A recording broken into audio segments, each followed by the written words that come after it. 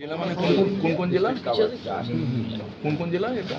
এখন অবধি অতটা ডিটেইলস না, কারণ ওটা পুরো ডেটাগুলো দেবে। ওটা বেশি একটু সরাসরি ভিডিও করছি।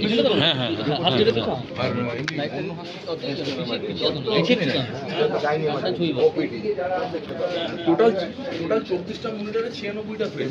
ট্রমা। আর এটা 24 ঘন্টা 7 দিন চলছে, মানে রাত্রিও নজরদারি চলছে। কোনো অসুবিধা হলে এটা যেমন আইডিস চলছে, এই যে গ্রাফিক করতে পারছেন, সেটা কিন্তু আইডিস চলছে সঙ্গে। মাননীয় মন্ত্রী, মাননীয় রাজ্যমন্ত্রী এবং প্রধান সচিবের কাছে যে অন্য রাজ্যগুলোতে আমি কিছুদিন আগে পাটনা গেছিলাম, সেখানে স্বাস্থ্যমন্ত্রীর অফিসে দেখে এসেছিলাম যে কন্ট্রোল রুম সমস্ত sub division hospital, district hospital, medical college, state হসপিটালগুলোকে ডাইরেক্ট মনিটরিং হচ্ছিল, পরিষ্কার আছে কিনা, এমার্জেন্সিতে রুগী পড়ে আছে কিনা, আউটডোরে ব্রোকার আছে কিনা, ঠিকঠাক হচ্ছে কিনা, বাইরে যে হসপিটালের একটি সুন্দর স্বাস্থ্যসম্মত পরিবেশ ঠিকঠাক আছে কিনা, গার্বেজ ক্লিনিং আছে কিনা, এই সব জিনিসগুলো আমি ওখানে দেখে এসেছিলাম। আমি মাননীয় মন্ত্রী, মাননীয় রাজ্যমন্ত্রী এবং প্রধান সচিবকে বলেছিলাম যে এখানে একটা এরকম বানান। এরা পুরোটা এখনও রেডি হয়নি, ইট উইল টেক টাইম, আরও 1 মাস লাগবে। আজকে 15-16টা স্টেট হসপিটাল এবং পাশাপাশি জেলার 2-1টা হসপিটালে ওরা করেছেন। আমি কিছু সাজেশন দিয়ে গেছি, মাননীয় মন্ত্রী নোট করেছেন, প্রধান সচিব নোট করেছেন। আমি এটাকে 30শে জুলাইয়ের মধ্যে বলেছি সাব ডিভিশন লেভেলে নামিয়ে দিতে এবং কিচেন পর্যন্ত মনিটরিং করতে, বাইরে পার্কিং এবং যেখানে আমাদের ফেয়ার প্রাইস সব রয়েছে, আগামী দিনে জনঔষধি কেন্দ্র হবে, সেই জায়গাগুলো ঠিকঠাক করে দেখতে। ওয়ার্ডের ভিতরে কিছু রেস্ট্রিকশান রয়েছে হেলথ গাইডলাইনে, রুগীদের দেখানো যায় না, কিন্তু মেঝেটে যে পরিষ্কার আছে কিনা দেখানো, বা আমাদের এমার্জেন্সিতে কোনো রুগী পড়ে আছে কিনা, একটা হসপিটালের যে পরিবেশ এবং যে পরিষেবা, এই দুটো ঠিকঠাক করার জন্যই একটা মনিটরিং দরকার আছে।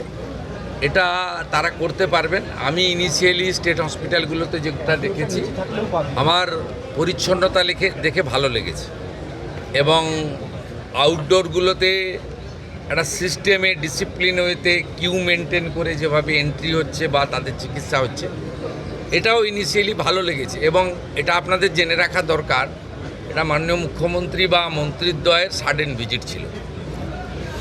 আমি 9:45-এ ইচ্ছা প্রকাশ করেছি, যেহেতু আমি কাছেই থাকি এখানে চিনার পার্কে, আমাকে নবান্ন যাওয়ার পথে আমি 9:45-এ জানিয়েছি, 11:05 এসেছি। আমি এনাদের কিছু ইনপুট দিয়েছি, কিছু ওনারা আমাকে ইনিশিয়ালি দেখিয়েছেন, গ্র্যাজুয়ালি ইমপ্রুভ করবে এবং পরিবেশটাও বদলে যাবে এই বিশ্বাস আমি রাখি। অফিসাররা, আধিকারিকরা দে আর ফুললি কম্পিটেন্ট, ইন্টেলিজেন্ট, ডাইনামিক।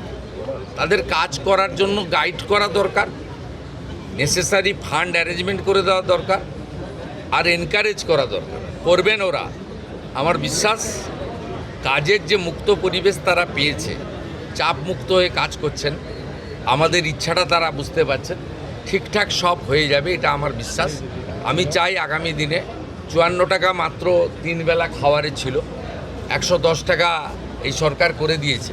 খারাপ খাওয়ার, দুপুরেও কুমড়ো, রাতেও কুমড়ো, কুমড়ো খারাপ নয়, আমরাও খাই, কিন্তু ওই যে বললাম এত নিম্নমানের খাওয়ার, এগুলো তো ওভারলুক করা হয়েছে। 17 সালে লাস্ট খাওয়ারের টাকা রিভাইজ করা হয়েছিল, 17 আজকে 26-এর অর্ধেক হয়ে গেছে, 27 সাল আসতে যাচ্ছে। এইটা আপনার বাড়িতেও তো জিনিসপত্র বাজারে কিনতে যান, সেই জিনিসপত্রের দাম বেড়েছে। এই প্র্যাকটিক্যাল থিঙ্কিংটা বিগত দিনে যারা পরিচালক ছিল তাদের ছিল না।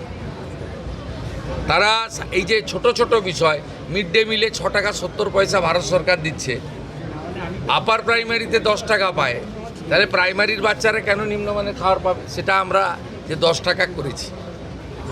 একইভাবে গর্ভবতী মহিলাদের যারা আইসিডিএস 12 টাকা ছিল, সেটাকে আমরা 14 টাকা করেছি। সেখানে আপনার 8 টাকা ছিল আইসিডিএসের, একদম ছোট শিশুরা যায় যারা স্কুলে যায় না, 5-এর নিচে সেই শিশুদের খাওয়ারেও আমরা 8 টাকার জায়গায় 10 টাকা করেছি। আমাদের চিন্তা ভাবনাটা সবসময় প্রান্তিক এবং অর্থনৈতিকভাবে দুর্বল মানুষের জন্য আছে, কারণ কোনো নেতা মন্ত্রীর লোকেরা সরকারি হসপিটালে যায় বলে আমার জানা নেই, তারা প্রাইভেট হসপিটাল অ্যাভেল করে, বড় বড় আধিকারিকরাও তাই করেন, যারা হাই ইনকাম গ্রুপ। ন্যাচারালি এখানে যারা আসেন তাদেরকে পরিষেবা দিতে হবে এবং সব হসপিটাল থেকে দালাল রাজ মুক্ত করতে হবে এবং মানুষকে সুন্দর পরিষেবা দিতে হবে। এবং আমরা ভারত সরকার নাম দিয়েছে আয়ুষ্মান মন্দির। মন্দিরে যেমন পবিত্রতা থাকে, শুদ্ধতা থাকে, স্বচ্ছতা থাকে, একাগ্রতা থাকে, সেবাপরায়ণতা থাকে, সেই ভাবটা স্বাস্থ্যকেন্দ্রগুলোতেও আসবে, এই লক্ষ্য নিয়েই কিন্তু এখানে আমরা কাজ করছি। স্বাস্থ্যকর্মীদের তো সুরক্ষা আমরা দিবই, এবং তারা, আমি নার্স বোনেদের দিদিদের দেখলাম অ্যাপ্রন গ্লাভস সুন্দর করে ড্রেসে আছেন, খুব সুন্দর। আমি প্রধান সচিবকে বলেছি মন্ত্রীদ্বয়কে রেখে সামনে যে ল্যামিনেশন করা ব্যাচ করে দিতে। আপনারা মাঝে মাঝে দেখান যে ইঞ্জেকশন দিয়ে ফেলেছে, ট্রলি যার নিয়ে যাওয়ার কথা, যার সিকিউরিটি দেওয়ার কথা সে সেলাই করে দিয়েছে। এইটাকে সেগ্রিগেট করার জন্য, চিহ্নিত করার জন্য বা আলাদা করার জন্য বিভিন্ন স্তরে বিভিন্ন কালারের ল্যামিনেশন করা ব্যাচও চালু করতে বলা হয়েছে। এবং আমি যেটা কলকাতাতে জোর দিতে বলেছি, তারাতলার ইনসিডেন্টের পরে নিজে চোখে দেখার পরে, এখানে ট্রমা দরকার বলতে নেই, কিন্তু বড় ডিজাস্টার হলে গেলে কিন্তু সামলানোর ক্ষমতা সরকারি হসপিটালের নেই। 50-100 জন পর্যন্ত সামলে দিতে পারে, আমি দেখেছি। তাই অন্তত 250 জনকে মানে 1 মিনিটে প্রাইমারি পরিষেবা দিতে পারেন এমন একটা ট্রমা সেন্টার বানানো উচিত। সেটা স্বাস্থ্যমন্ত্রী এবং প্রধান সচিব, তারা রাজ্যমন্ত্রী, তারা কথা বলে রেডি করবেন। জায়গা এনাফ আছে এখানে, হসপিটালগুলোতে বিশ্ববিদ্যালয়ের মতো জায়গা, প্রচুর জায়গা পড়ে রয়েছে। আমি বলেছি এই যে কাগজ পেতে বা কাপড় পেতে ব্যাগ মাথায় দিয়ে শুয়ে থাকেন, এদের হোটেলে থাকার পয়সা নেই বলে করেন, নিরুপায়। তা আপনারা পিছনে একটা জায়গা করে দিন, আমরা দরকার হলে ইউনিটে 25 লাখ টাকা করে দিয়ে দেবো।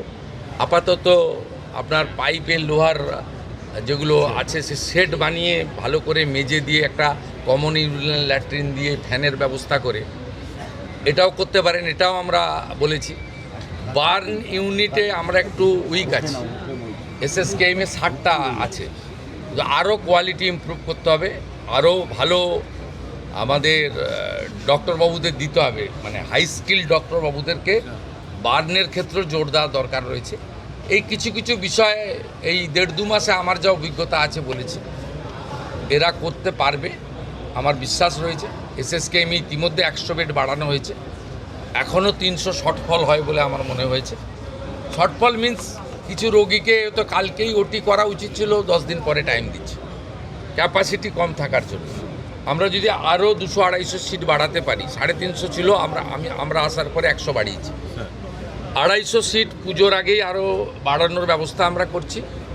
আপনার ওই কন্ট্রোল রুমটা নিয়ে যাচ্ছে, এই কন্ট্রোল রুমটাকে লাইভ মনিটর এই জন্য করা হয়েছে যাতে কোনো দালাল, যাকে আজকে সকালে ওখানে দেখা গেছে, কাল সকালে দেখতে না পাওয়া যায়। এটা একটা বড় উদ্দেশ্য কিন্তু ব্রোকারদের হাঁটানো। রুগী কখনো 2 দিন পর পর যাবে না ব্লাড টেস্ট করতে, রুগী কখনো আলট্রাসোনোগ্রাফি করতে পরপর 2 দিন যাবে না, তাহলে চিহ্নিত হয়ে যাবে একটা লোক যে সোমবার সকালেও দাঁড়িয়ে আছে, মঙ্গলবারও দাঁড়িয়ে আছে, বুধবারও দাঁড়িয়ে গেছে। আপনাদের আমি চলে যাওয়ার পরে এটা দেখুন ফুল পেজেড হয়নি, কিন্তু ইনিশিয়ালি এটা স্টার্ট হয়েছে, মানে মর্নিং শোজ দ্য ডে। আমি বলবো যে সুপ্রভাত, ভালো হবে। প্রাইভেট হাসপাতালে মিস্টার হেলথ মিনিস্টার বলেছিলেন যে একটা সিট রিজার্ভ রাখতে হবে, বেড রিজার্ভ রাখতে হবে, যেটা যারা দুর্বল মানুষ তাদের জন্য সংরক্ষণ। আপনাকে ক্ষেত্রে বলি শুনুন, ডাক্তারবাবু তখনও জয়েন করেননি ক্যাবিনেটে, আমি একটা মিটিং করেছিলাম এসএসকেএমে, সেখানে প্রধান সচিব সহ সকলকে আমি বলেছিলাম যে আমার জানা আছে, আমি দীর্ঘদিন ধরে এখানকার ল মেকার, পাবলিক রিপ্রেজেন্টেটিভ, আমার জানা আছে যারা বিগত সরকারের কাছ থেকে, মানে বিগত 15 বছর সরকার কোনো হসপিটাল প্রাইভেট করেনি, তার আগে যারা সরকার করেছেন বিধানচন্দ্র রায়ের সময় থেকে জ্যোতিবাবুর সময় পর্যন্ত, যে জায়গা সরকার দিয়েছে, কেনা জায়গায় কিন্তু এগ্রিমেন্ট নেই, যে জায়গা সরকার দিয়েছে 1 টাকাতে, সেই টাকাতে পরিষ্কার লেখা ছিল যে 15% বেড তারা ফ্রিতে গরিব মানুষকে দেবে, কিন্তু এটা মেনটেন হতো না। আমি এই ইচ্ছা প্রকাশ করার পরে মাননীয় মন্ত্রী পরে যোগদান করেন ক্যাবিনেটে, হেলথ ডিপার্টমেন্টে, এবং মাননীয় রাষ্ট্রমন্ত্রী তারা আধিকারিকদের নিয়ে প্রাইভেট হসপিটালকে নিয়ে বসে 10% রাজি করিয়েছেন। কারা? আপনি যে হসপিটালের মালিক জমি কিনে করেছেন তার কাছে গিয়ে মানবিক কারণে দাবি করতে পারেন, কিন্তু অধিকার নয়। আপনার যাদের সরকারি জমিতে যাদের প্রাইভেট হসপিটাল তৈরি হয়েছে, দে আর বাউন্ড। ওরা ইনিশিয়ালি দেখুন 0 ছিল, 15% দেওয়া উচিত, 10% এগ্রি করেছে। It's a good. আস্তে আস্তে মানসিকতা হবে। আর আপনারা নিশ্চিন্তে থাকুন, আদানি গ্রুপ নিউ টাউনে একটি 2000 বেডের ইন্টারন্যাশনাল মানের হসপিটাল তৈরি করছে। ওনাদের সঙ্গে আমার এগ্রিমেন্ট কমপ্লিট হয়ে গেছে। 1000 বেড থাকবে গরিব মানুষের জন্য, আর 1000 বেড ওরা কমার্শিয়ালি ইউজ করবে। এবং আমার বিশ্বাস আগামী কয়েক মাসের মধ্যে ভূমি পূজন করে আমরা এই কাজ শুরু করে দিতে পারব। স্যার, সেবাশ্রয় নিয়ে অপরিসীম দুর্নীতির অভিযোগ, কোনো তদন্ত পুলিশ যে ধরনের তথ্য সহযোগিতা চাইবে, হেলথ ডিপার্টমেন্ট সেটা করতে বাধ্য। এবং এক্ষেত্রে হেলথের কিছু গাইডলাইন রয়েছে, সে গাইডলাইন মেনে করবে। এটা আমাদের কাজ নয়। ইনভেস্টিগেশন পুলিশ করছে। আর প্রধান সচিবকে আমি সামনে বলে যাচ্ছি, 2 মন্ত্রীর সামনে, যে ধরনের তথ্য তারা চাইবে কেউ লোকাবে না, সমস্ত তথ্য প্রপারলি রেডি করেছে, ফটোকপি তাদের দিয়ে দেবে।